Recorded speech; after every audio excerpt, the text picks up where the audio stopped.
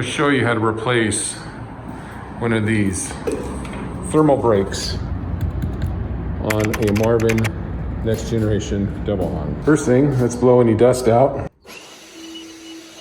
Next thing, take a pry bar, the hook like this.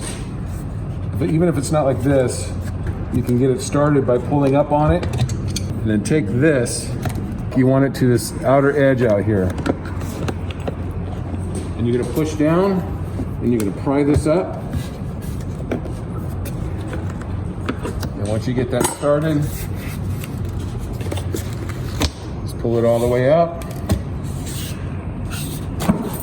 And then you can replace it with a new one.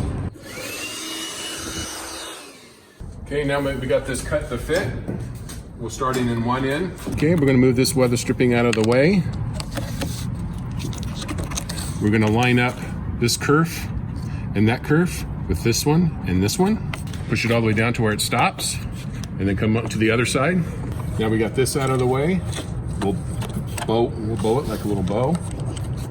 We'll go all the way in. Go ahead and tap this in.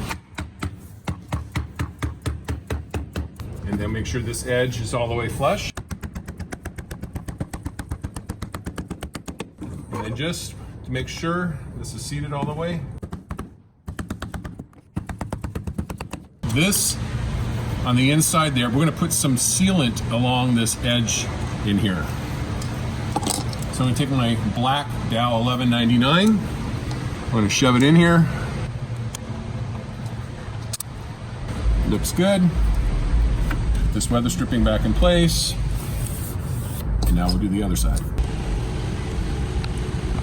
Okay, that looks good. We'll go ahead and put this weather stripping back in. And that's it. Well, there you have it. That's how I change out the thermal brake on a next generation double hung.